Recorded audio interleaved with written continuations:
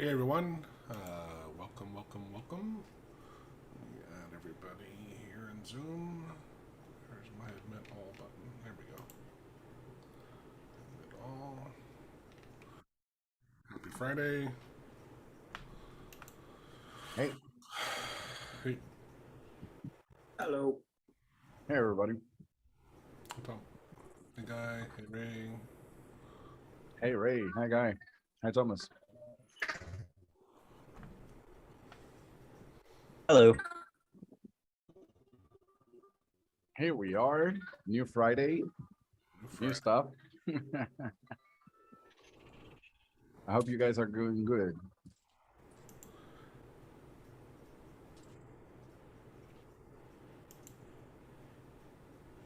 Yeah, it's Friday. Sorry, I'm trying to read through people's notes and stuff. Anyway, it's welcome. Who's got a question? Ray, you're muted. Like you were. Yeah, I cannot hear you, Ray. Although I hear a chipmunk. What is that? Who has the chipmunk filter on?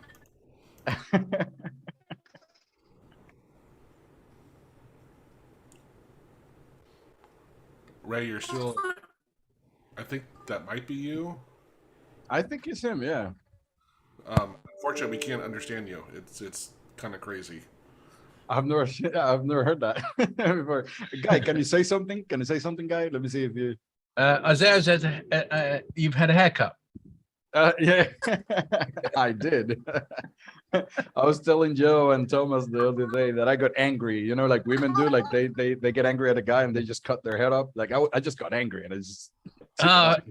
In my case, they slam doors. I don't know. Yeah, that's right. So it seems to me that the problem was with Ray. Yeah, so it seems to me It's that probably his restarting. audio, right? Mm. His audios have some issues, but in the meantime, if there anybody else has a question or something, we can go ahead and start up with that. I've got a real quick one. I've got office hours. I've got a couple of questions for office hours, but these are really quick ones. Can I go ahead? Yeah, go ahead. Let's go ahead and start with that. When you write a GUI, you start off with, let's say, new, and you end up with show. And then you have buttons that go to subroutines. That go subs to subroutines, aren't they? Can you just give me the logic of the thread, of where the thread is, where what's it executing, or where is it waiting, or what's going on with that? Okay, so whenever you click a button, it launches a new thread. And that thread has specific information and context regarding that button. For example, a GUI will contain the name of the GUI that had that button. A GUI control would have the handle of the button that actually launched the thread. Okay. So you, as AutoHotkey is single threaded, that means that whenever you click one button, all the context is for that one button. You cannot access context from another button just by checking on those global variables, because there's some global variables that the only information they have is the ones on that context. Let me go ahead and do something real quick. Okay. That's on the documentation so that I could mention it when I go ahead and talk about the built-in variables specifically. And here. So let me share my screen real quick. Not sure if you can see my screen right now. Oh, are they global variables? I'm familiar with them. Right. So what happens is there's a group of them, these guys here, GUI windows and menu bars. Some of them like a GUI or a GUI control, GUI width and height, all of these variables right here, they're all of them are related to the current thread. So whenever you click a button, the thread will have information about that particular thread, and all these variables that I'm just talking about are related to that. If you want information about other windows and other controls, you would have to get the information with GUI control get or with GUI Yeah, submit, I understand that. like Okay, right? so does that also apply to non-AutoHotkey controls? So if I click on a third-party window, would the window height and width be available to me? No, so those are different things because the events for those third-party controls are not handled by AutoHotkey in the same way. So you would have to get the just information hoping manually. yeah, okay. So this doesn't answer my question directly. It helps. It puts a context in. So if you could pop up a notepad window and just display just a normal GUI, write a normal GUI. Right. You know, And what would I do with the GUI? Because that's the thing. So right now, and this is what you have to kind of like contextualize. This is also a window. So let's talk about windows, not GUIs, Yes. because GUIs is just a general term for AutoHotkey interfaces. No. For Okay. interfaces in Okay. general. So But let the me be more interface is specific. created with many windows. So this thing is a collection of windows that Yes. AutoHotkey does not have control over. Correct. Right, So let's now- write a bit of script that is really, really basic, It that just has just a GUI, displays a GUI. Okay. Right, so GUI add, edit, and we have a 100 GUI show, Yeah. Okay. return. Now here, when I'm Okay. running this, I have my GUI, and now these two GUIs, those two are a collection of windows. Yep. The ones on this right side, I have full access to them, and any button that I have or any control that I have, I could confirm some global variables like a GUI width and a GUI height because they are inside the AutoHotkey script. Now, anything from this control, from this window, I cannot do it that way. I would have to get the Okay. information manually. Okay. This is good to know, but not where I was going for. So if you put a label, a line 1, just put a label in there saying make my GUI or something. Just give it a normal label. Just get rid of that. No. As I'm saying is just put it in a variable. in a routine. No. Just put it in a normal subroutine. Put a label in there saying make my GUI. And then call that during your script, you're going to call that label, Routine. that routine. So go sub test, and my test is going to have what? Line 2 and 3, line 2, 3, and 4 are going to be in your test. Okay, so these guys are going to be here. So that means that I just start and launch, and it goes with this, right? Okay, so there could be other code running or whatever, Right, and whatever. the code goes and fires up and shows off that GUI. Now, Yes. put a button on that GUI Okay. with a G label to go to, Right. and then place that G label after line 9, the return.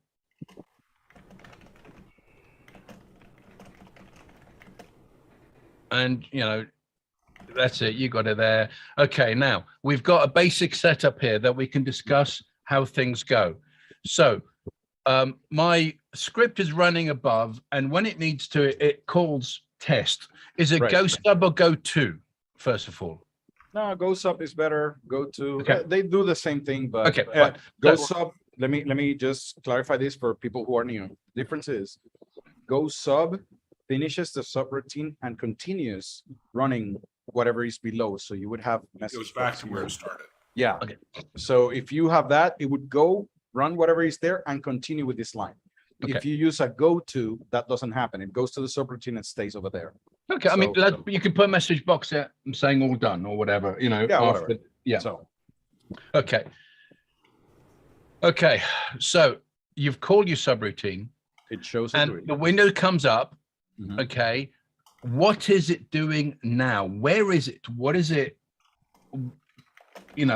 If I put if I want it to do something else, if I wanted to, so if you run that now, Mhm. Let me, and this is something that it is a little bit easier if I show it in code.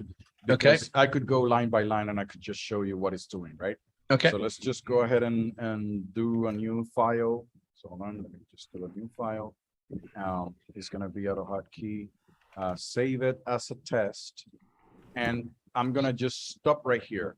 Can When I you run- make it? Can make the text bigger because Yes. Yeah. Okay, That's so, better. right, so if I do this, I press F9. Hold on, let me see. Hold on. Okay, because I need to have it like this. If I press that, I just stop. So my script is running and it's just stopped in the first line. okay. The go sub is when I hit the next step, it's just gonna jump to this line. So let me do it as a, hold on. Let me do it like this. It would jump to the routine called test, right? Correct. See, it just jumped there. That, It that's is so far just- so good. Right, so now it's gonna go ahead and add the buttons, show the GUI, you see that it showed it, Yep. return, and the return is gonna come back up to where it says message box done. Okay. And I just do that. So I said Okay. that, okay, fine. Now, when I hit my button test here, so let's go ahead and hit the button test. When I hit test, it would jump to the subroutine that says test right there, but it will jump with a context. And that's where a GUI will have some information, a control is gonna have some information, a event info and all of that. We're gonna have some information so- set up there. So let me So- ask you another question. When you Right. hit the run button without the stopping, just hit the run, the GUI will Right, show. The Right, GUI. so hold on, let me stop it first and then just, right. So it's just gonna show done and nothing else is gonna happen. So this section of the code never gets executed unless you press on the button. It showed done straight away. It didn't. Right. It didn't. That's what I didn't understand. I thought it hung around until I hit destroy GUI and all this kind of stuff. No. Remember, as I just mentioned a few minutes ago, whenever you do a subroutine like this, a go sub, Yep. it goes ahead, runs whatever is here, and then it comes back and continues executing whatever is down there. Okay. So that's what happens with subroutines or functions. If I had it as a function instead of a subroutine, It will. it would just run. No, it would not stop. It would actually just go ahead. So if I had it as a function like this, I don't know if this makes more sense to you. I Yeah, okay. call the function and then a message box is shown, right? Yep. And it's not, if I run a function, it's not gonna stop there. It's No. gonna continue to the next line, right? Okay. It's the same with a subroutine. If you use go sub, it's the same as calling a function.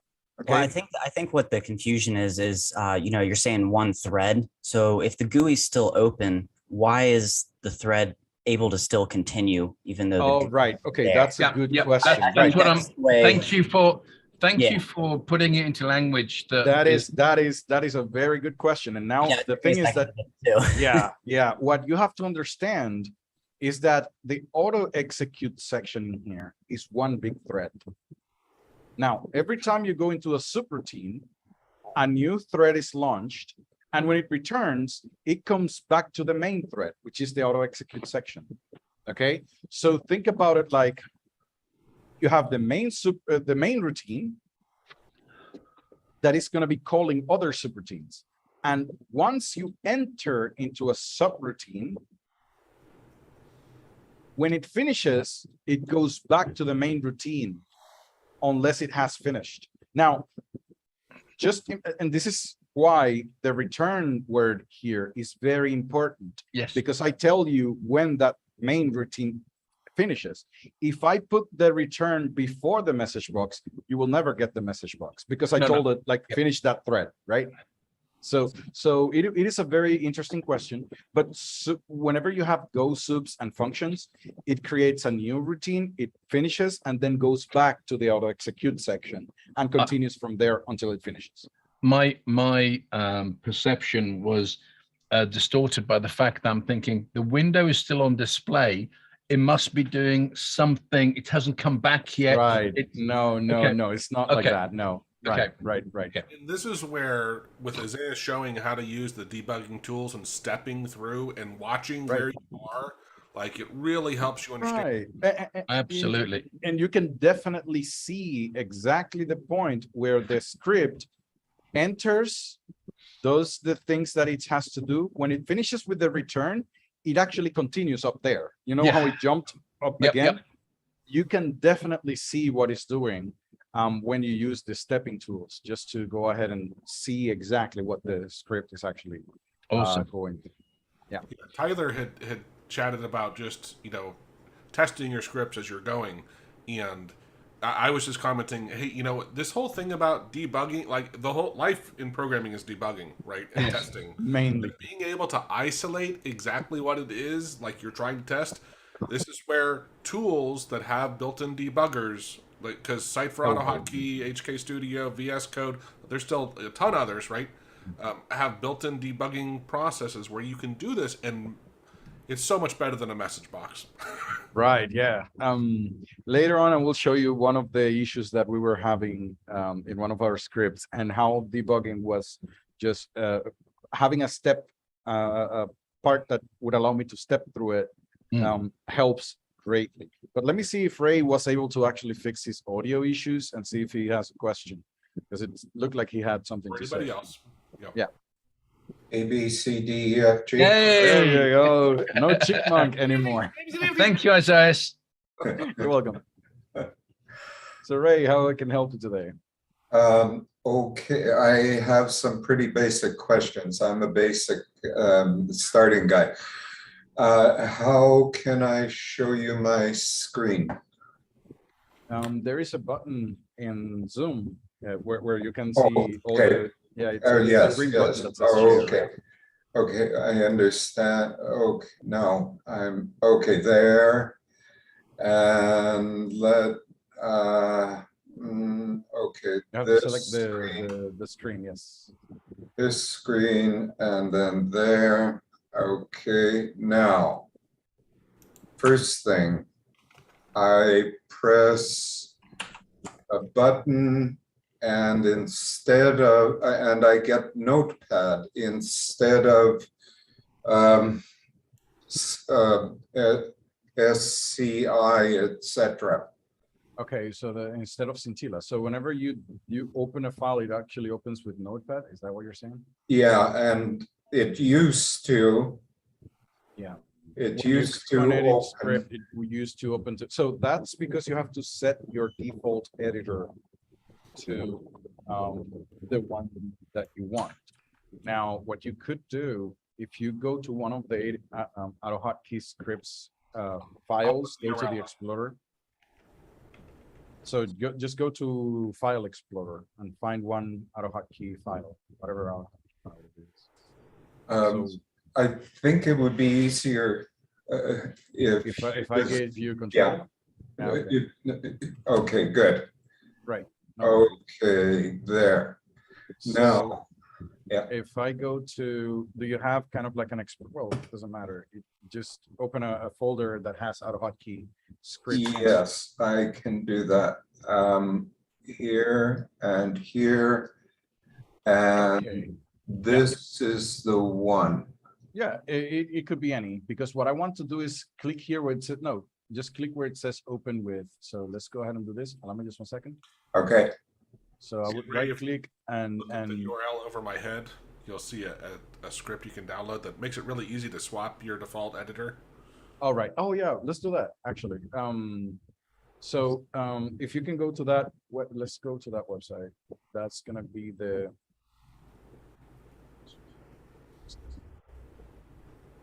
one. Okay, so if you can go to that website, let's open up. Yeah. So if you can go to edit the-Automator, we'll go the-Automator.com/edit. There it is.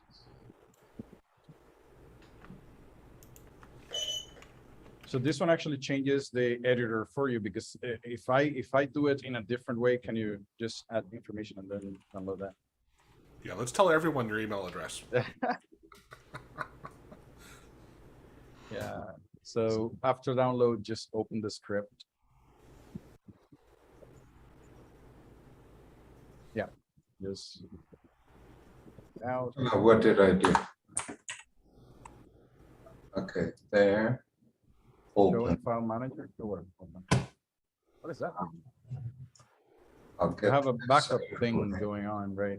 Yeah, So oh. yeah, if you can grab that script, put it out, I think you can put it out in downloads or something. You had it. No, so let's, and you have the search, where's the search again? Here, not out of, but HK.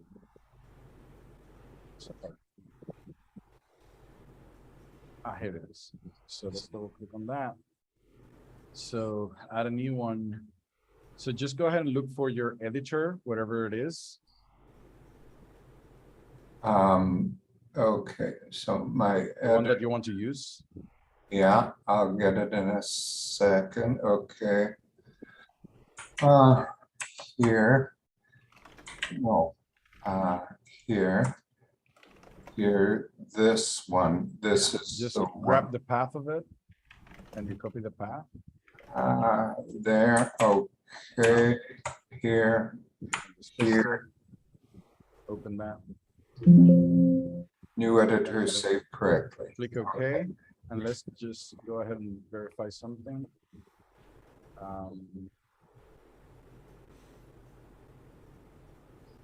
Yeah, it is there. And okay.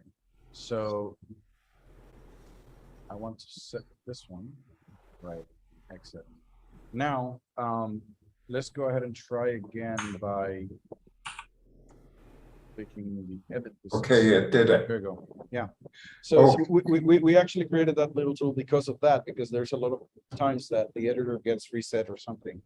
Or you want to try a new one and you want to swap back and forth and right. So that little tool allows you to kind of, it keeps track of the editors that you have added and so on. And yeah, it's a good. Now I have another question, if I might.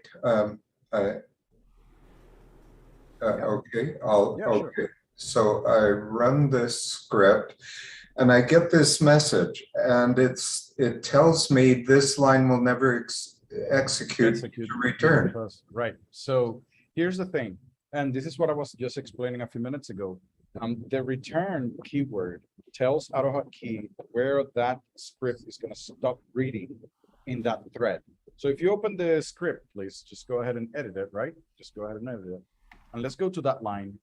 It actually tells you, do you know the, oh, I think it is.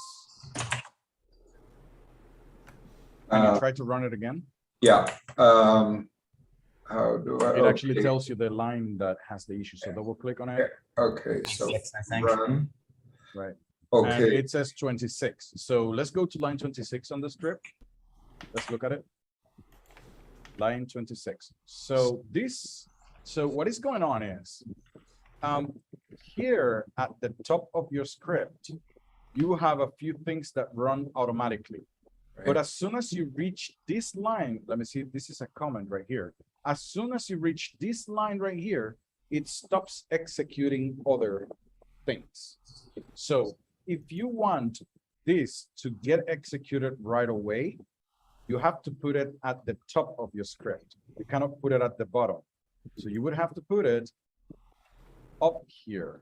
And I don't know if you're noticing that you have duplicate stuff here. You have the warn, you have the single instance, all of those things, you already have them, so you don't need them. Feel free to delete. Yes. Yeah.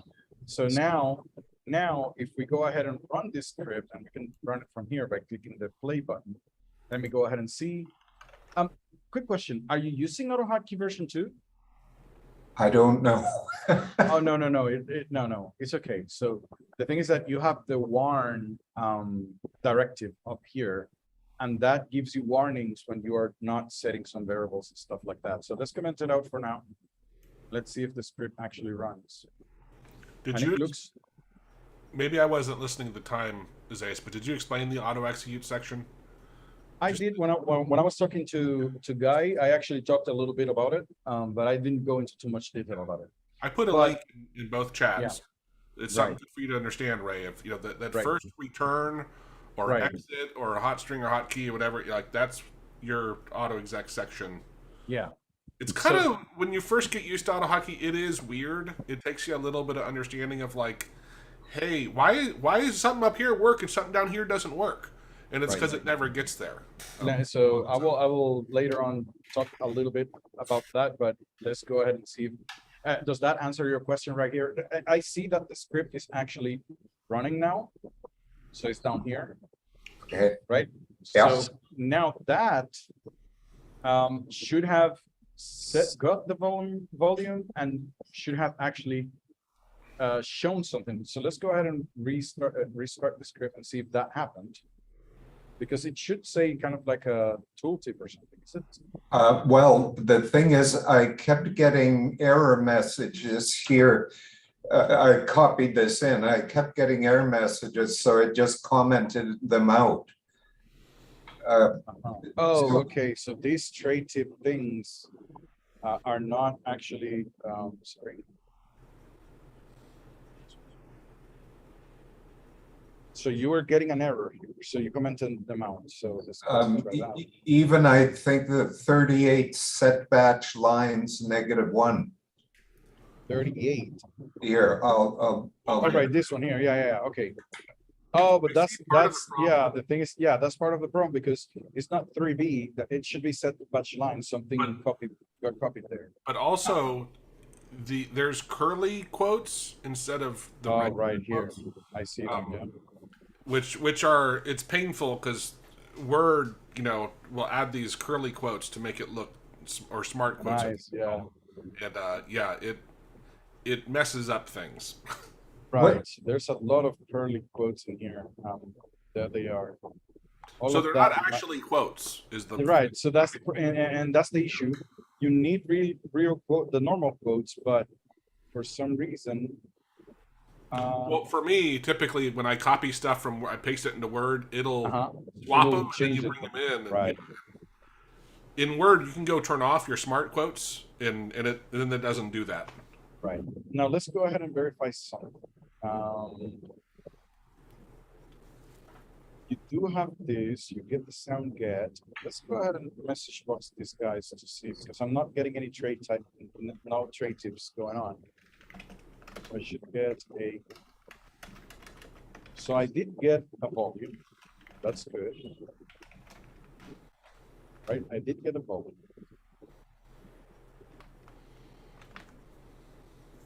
This is a trade tip. Okay. This looks okay.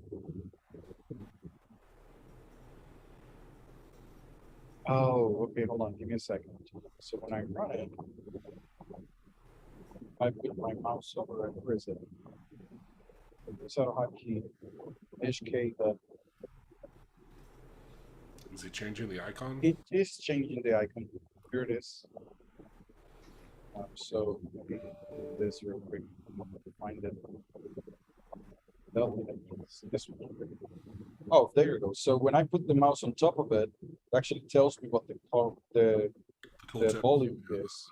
It says that the volume is 31.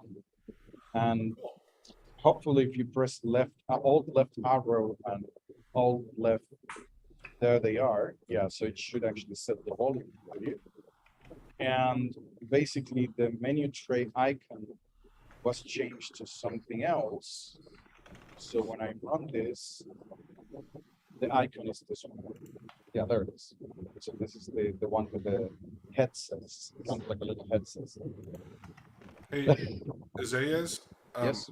let me just for fun and just you are you having control of his? I forgot. Yes, I have control of this. In the chat, I put there's an if in the if documentation.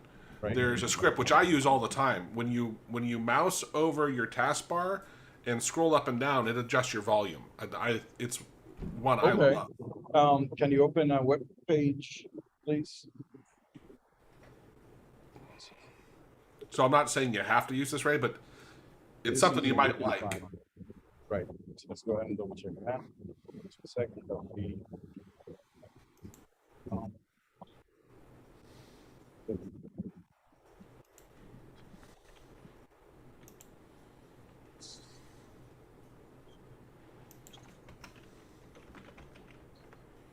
While you're playing with that, guys, can I just make a little comment.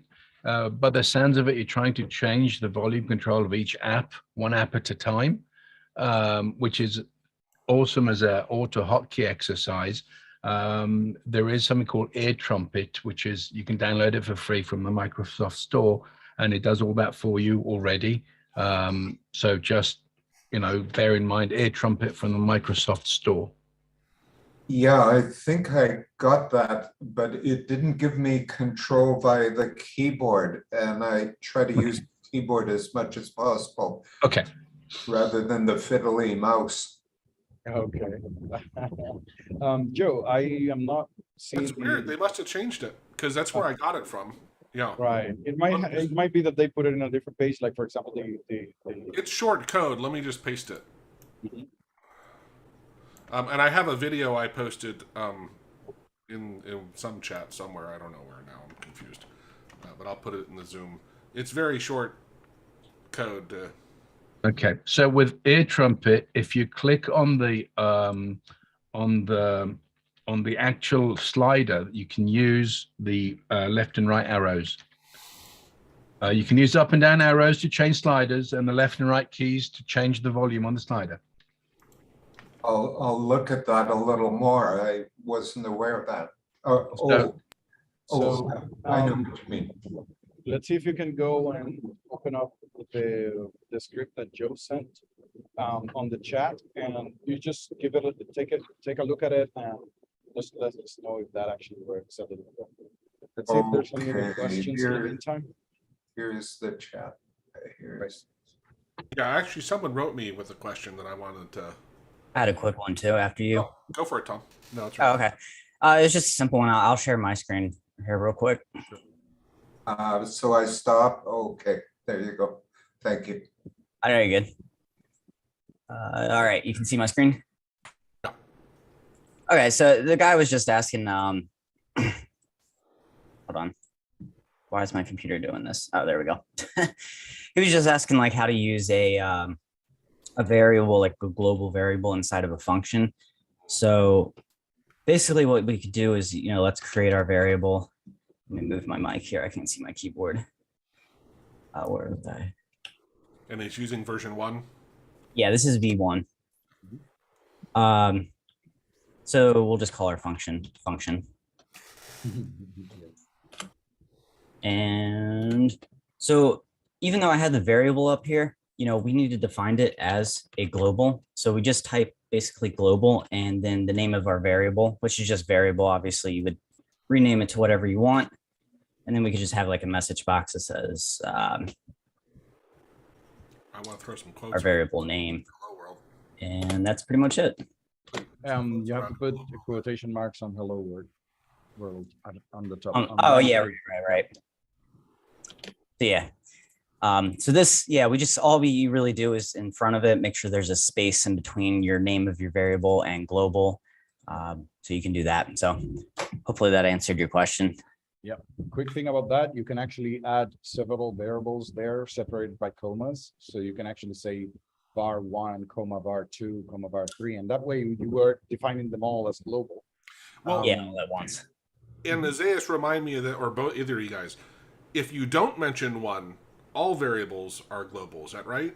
That is correct. So if you go ahead and say global by itself, you do not put var in there. Oh. You're making the whole function global, and all the variables that are inside that function are global. All of them. Oh, wow. Nice to know. Good shortcut. Yeah, that is actually something that happens, and I usually wouldn't recommend this, but Right. depending on what you're doing, yeah. The simplicity. If it's simple. Yeah. let me show you what. So again, it doesn't matter if you're doing very small scripts and you're not really debugging, right? Where it becomes a little bit of an issue is when you're debugging, especially large programs, Yeah. because large programs might include a lot of global variables. So when you're debugging, it is going to be very difficult for you to see your variables. And this is a little bit more advanced, and I will later on just go ahead and at some point we might talk about that in the Automator, but that is something that you can do. But right now, what he's just both showing, things like will- both of them, if you run the code, can you run the code and let us see the result of that? Or Yeah. right, so it would just go ahead and it should show 2 message boxes. You got to call the function. Oh, Yeah, you have to call it. So below var 1 and 2, you have to call the function, or doesn't matter where it is. Just function, just say function there. Yeah, and just put your parentheses. it's hard to see my keyboard with the mic in the way.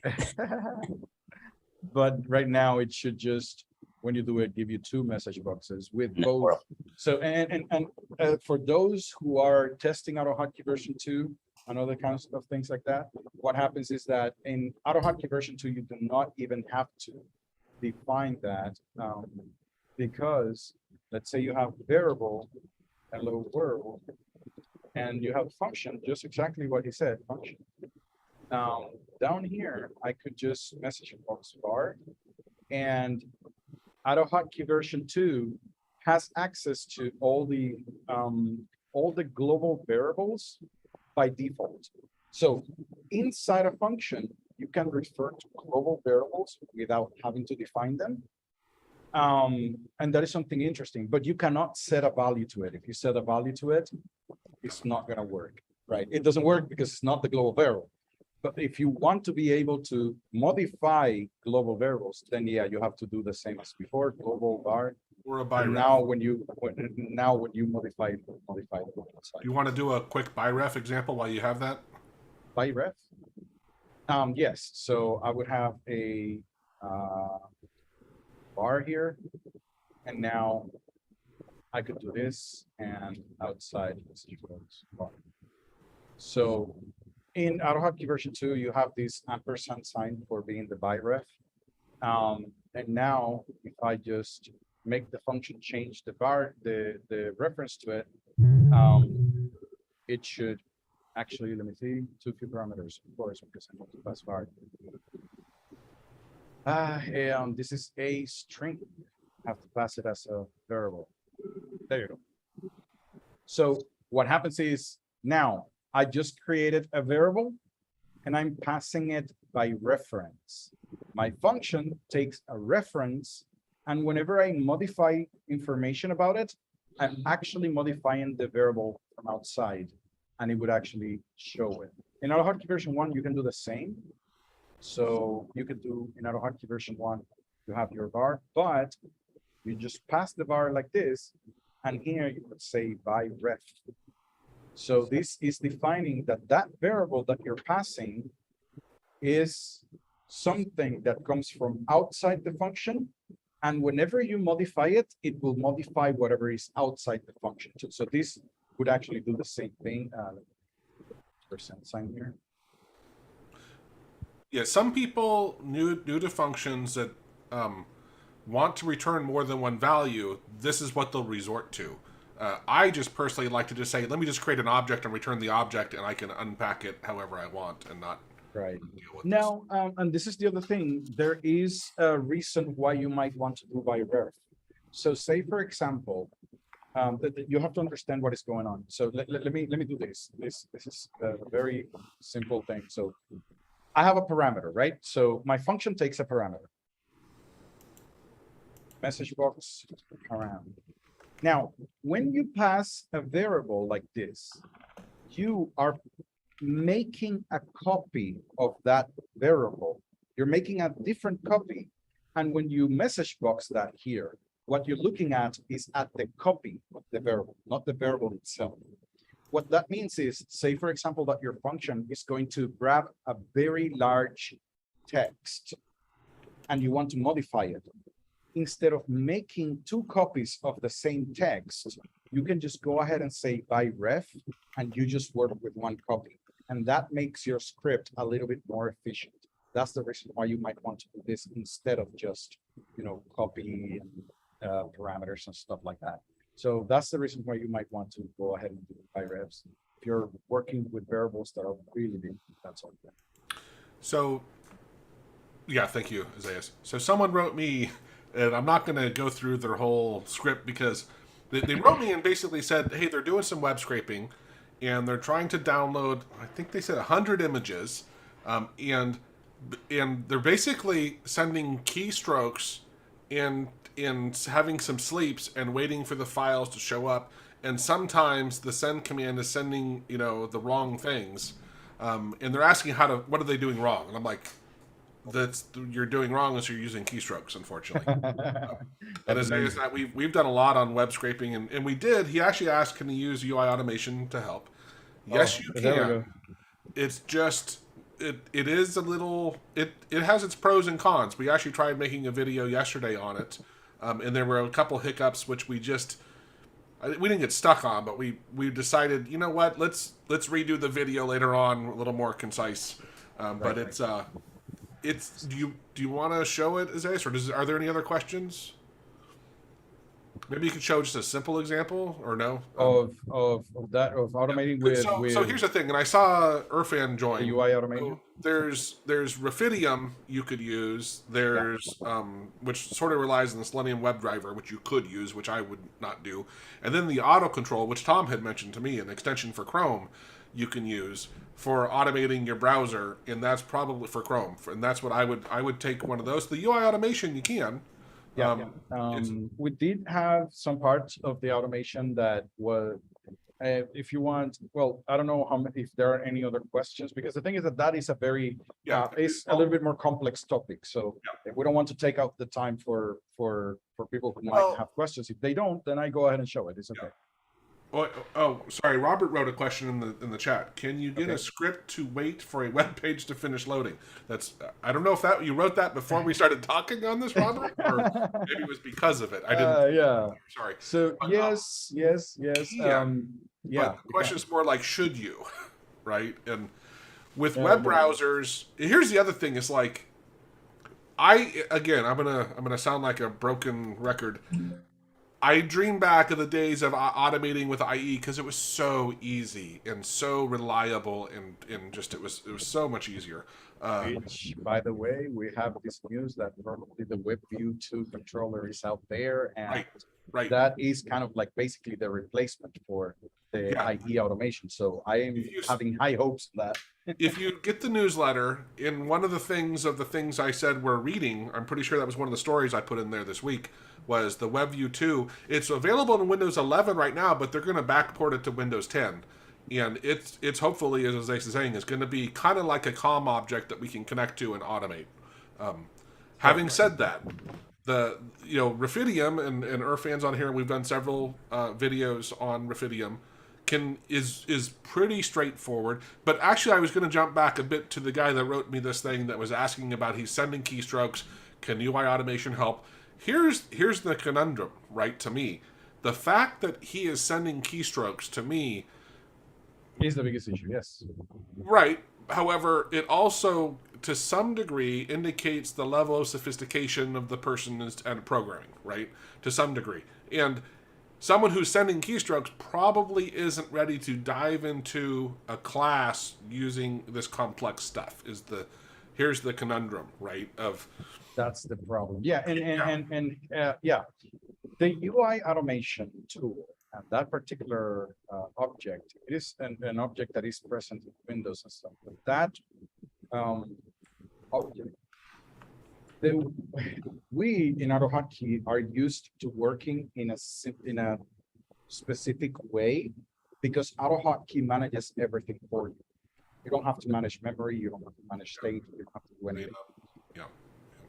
Those classes, which are based on Windows things, they do not manage anything for you. You have to manage everything. That's the reason why GDI Plus is a library that is not used by everybody, because it's a little bit complex tool. Well, the UI automation tool is also one of those classes that there's a lot of things that you have to manually do. And for that reason, you have to know exactly what you're doing. If you don't know what you're doing, then it would be a little bit more complex to follow along. Now, for those of you who know how to use UIA in general, or have a general idea, it's a great thing because you know what is happening, you know what to expect. But for example, just to make a very basic example, we were doing this, that we grab the handle of a window and try to get all the controls on it. Well, when the Windows is minimized, the window doesn't have any control. You have to know that, because whenever you minimize a window, internally, Windows is just gonna go ahead and take all the controls and take them out to save memory. That's what is going on. If you don't know that, your script is gonna break and you're gonna say like, what is going on? You're not gonna know what the heck is going on, and you're gonna spend way too much time trying to figure out something that is, for somebody who programs in C++ or something like that, is basic knowledge. For us in AutoHotkey, it's not really basic knowledge because we don't have to care about that, right? So yeah. So Ray had another question here. Um, Go ahead. okay, so Control R doesn't run this. It used to. Well, the D, right? What's that D? Oh, that I was wondering about that. That I guess a random artifact. If you save it and run it now, it should work. Okay, so save, run. No, I used to get a message box. No, no. Right, saying that reload worked. I know. Hold on. Is it running? That's the first question. I think it is. Let's make sure that it's running first. Yeah, exit out of it and then. Is that the AutoHotkeys? Yeah, that's AutoHotkey. Yeah. Does it need persistent on it or anything like that? With the hotkeys, you don't need to. There it goes. So it was the D. Yeah, because the thing is that if you have when you're having a hotkey right here, if you have anything right next to it, it will try to execute that. If you want to execute whatever is below, you cannot have anything right there at all. Okay. So it had something to do with that being there. But by the way, and unless I'm misremembering here, line 37, not that it matters, but you have reloaded worked. But you're not reloading. No, but it's in quotes. Yeah, Yeah. and to your point, Isaias, yeah, it's the reload is because Oh, I at the know bottom, why. right here, why. 39. Yeah. You're just letting yourself, because the second you reload, of course, it's gone, and so you can't have Yeah, exactly. it work. So it has to save the file, show the message box. I don't know what Alt X does, probably closes it, and then reload, and then it goes ahead and go. Yeah. So But I don't think you want the quotes around the reload works, no, right? he doesn't need them, no, Yeah. because this is That was my again, in comment. our hotkey version 1. Right. In that command, in other command, you might need it. No, it hasn't. Click OK. Now try it again. Now you should see the real one. Yeah, there we go. Oh, I see. It was showing the quote. Oh, I understand. Yeah, Which exactly. doesn't really matter. It's just It's just To make it's it more of a learning thing for you to understand. You know, if you had an expression there, you'd want the quotes, but without the expression, you don't. Okay, thanks, guys. That saves me a lot of frustration. I just the curly quotes. Okay, Right. now I will watch for curly quotes. Okay. But I When think that first has to started do with programming, it yeah. drove me nuts. Yeah. A quick question, Joe, in the code that you published with regards of volume up and the volume down, you're meant to put the mouse over the tray icons on the right or on the left. It just moves the general volume, not the volume specific to the application. Is that correct? Yeah, it's just your overall volume, right? So if you use the mouse over any icon, it changes overall volume, nothing else. It's not the icons; it's your taskbar. See, Anywhere on your taskbar. see, like this. It's your master volume it's changing, right? Yeah, the master. No, it's not Yeah, like a it's not like specific individual application, apps. it's just for Okay, one. I was thinking he was changing the volume just for that application. You know what? That is a very interesting concept, because you know that we have the volume mixer and we have volume for each application. Yeah. That'll be interesting if you move the mouse, control mouse wheel, it would actually just control the volume on that particular on the window that is active at the moment. That would be really, really nice if you had like a shortcut key you can press and then use the wheel. At the moment, Air Trumpet does it, but it's graphically done. You can't target. Right. You exactly. cannot target each application with keystrokes. No, exactly. Guy, are you in the witness protection program? Yeah. If I move a bit further back, There we you go. maybe have a little bit of light right there. Yeah, there you Yeah, go. my lighting is a bit rubbish over here. So, hello. There you go. There you Green go. screen light doesn't help you. I don't have a green screen light. There's no green screen. It's just that my studio is a mess at the moment. So I just dropped a fake background. You know, I took a picture when it was tidy. Oh, that's so you actually have your real room in green or dropping it in. That's funny. No, it's the same room that I'm in at the moment, just a tidy version of it. Yeah, that's a smart idea. Yeah. Yeah. So in general, I think it is a very interesting concept about, for example, one of the person, the one, I think it was Robert, who was asking if we can wait for a specific web page. And here is the guy who created the Fadium. And with his tool is really simple because it has a function. You just navigate to a web page and then you say, wait, page load, and it would actually just go ahead and wait for it. So I don't know if Irfan would like to just show it, or if I could do it, it's okay. Because we do have an example that does that.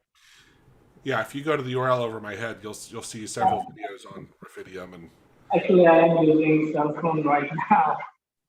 Okay, no worries. So I could actually just show it instead, but actually we did have a let me see if I could just open that. I mean, there's a huge learning curve between setting keystrokes and using Grafidium. No, not really. No, Actually, not at all. No. awesome. No. It's actually one of the things why I like it a little bit better than other approaches is that it is really easy to understand what is going on, because let me grab this real quick.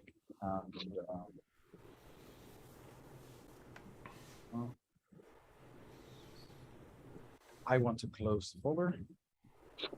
Let's just go ahead and open this thing. we got 8 minutes, by the way. Okay.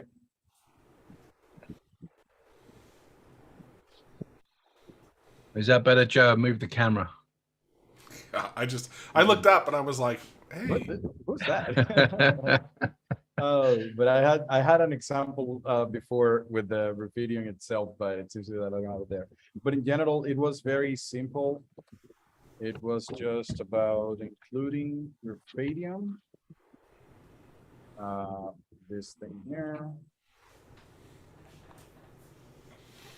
Now, one complexity, though, it's a little complex, is if you want to use, if you're going to be logging into something, you probably want to use your profile, right? Right. And so for that, you do have to make sure that every instance of Chrome, of your browser, is closed in order to leverage your profile.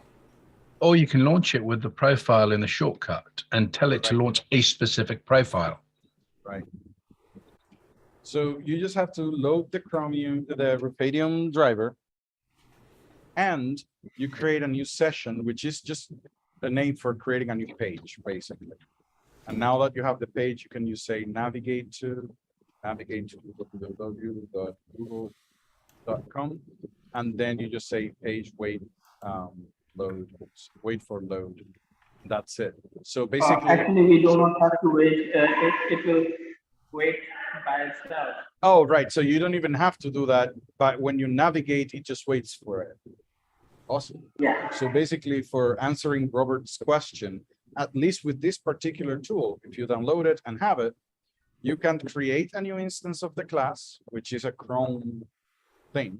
And once you have it, I'm sorry, this is CHR here. From the object, you can just create a new page or new session. Is the same. The new session just opens up a new tab, and that you have it in an object. That object, then you can just tell it to navigate somewhere. In this case, it would be Google, but any website, and it would actually wait for it. And after you are there, you can do very complex stuff like accessing the DOM, accessing specific elements, and those kind of things. So you might want to take a look at it. Joe put the URL there on the top, and there's a lot of examples out there. So when you go to that page, they have a lot of examples that you can follow along and test. Lovely. Yeah. Ray was just asking if you, which it's, I understand why you're asking it, Ray, is if you put a shortcut to your AutoHotkey file in the AutoHotkey folder where AutoHotkey is, will it automatically load the reference script? And no, you need to, if you want it to run with Windows, you need to put it in your, a shortcut to it in your startup, or you can use, do you remember what it's called, Zayas? Our startup? Yep. You can pop it in the registry. Startup thing. No, yeah, Well, well, we have a tool for that, yeah. Yep, you have. Yep, let me show you startup stuff. Yeah, I put it in the YouTube chat. I'll throw it over here too. Just to street, because I don't know why Microsoft made it more difficult now compared to in Windows 7. It was, and before it was so easy to add things to your startup. Yeah, it is true. I had a quick thing. You got 5 minutes, Tom. Go for it. Oh yeah. No, it's more of just answering the guy's person. This is a live support help kind of thing. So we're here kind of, you wrote script, maybe, if you're watching, you see like we're helping people. Oh, we're stuck here. The guy just asked if we could write 2 scripts for him live. No, we're not really here for that. No, well, I would say like we can, but I cannot guarantee that it's going to work, because the biggest issue with creating scripts is not writing them. It's easy to write anything. The problem is that to make it work, because then you write it, you try to run it, and there's going to be something that doesn't work, and you start debugging. When you start debugging, that's where the time goes. But to Tom's point as well, like we want to help people learn. We're not here just to write something. Like if you have a question, you haven't even started your script, like with the global function thing, like, yeah, I'll show you the function, but then, we kind of hope you go from there with what we gave you and then actually write your script. So it's more of a live help. If you want something more specific like that, you just need to email us, and we're not just gonna, probably write for free. We'll guide you. But and that's the point, is to help educate people. Like we're volunteering our time, just education channels. But yeah, we're not just freehand writing. And there's your hero program as well, isn't there, Joe? Yeah. Hey, there you go. Thanks, guy. That's a good well, no, the hero program it's a halfway house. If you want Joe to write everything for you, you hire him as a script writer. If you want Joe to help debug a script for you, then you might want to go and use the hero program. Yeah. So I don't know, Joe, if you found the script, the one that we were looking at is the add to startup, right? Yeah, I put it above me and in the chats. Okay. Yeah, I was not looking at the script. Yeah. Thankfully, I have our tool we wrote in AutoHotkey to go quickly look at all of our links, and it makes exactly. We did that. That's awesome. So yeah, in general, I think it is good that we can answer these little questions, and from hopefully, for the last 2 minutes, I could just go ahead and talk about the auto execute section of AutoHotkey, because that applies to everybody. It doesn't matter what level you are at. It is something very good to always understand and keep in mind. So whenever you start with a script, so you have an AutoHotkey script, you start with a section automatically. This is done automatically. So it's called auto execute. And this section is going to run every single line that you have until it finds one of the following 3 things. Either a return. If it finds a return, it stops there. Or the same with a hotkey, if you have a hotkey, or if you have a hot string. Those 3 things would make the script stop right there. And that means that anything that is between the first line of your script and a return or hotkey or anything, any of those 3 things, a hotkey, a hot string, or a return, it will go ahead and do that automatically. Anything that is below that, so if you have a hotkey, anything that is below that is not going to get executed automatically. Okay. And that's what the message was saying. I think it was to Ray. Awesome. That it was saying like, this line is never going to get executed because of the return.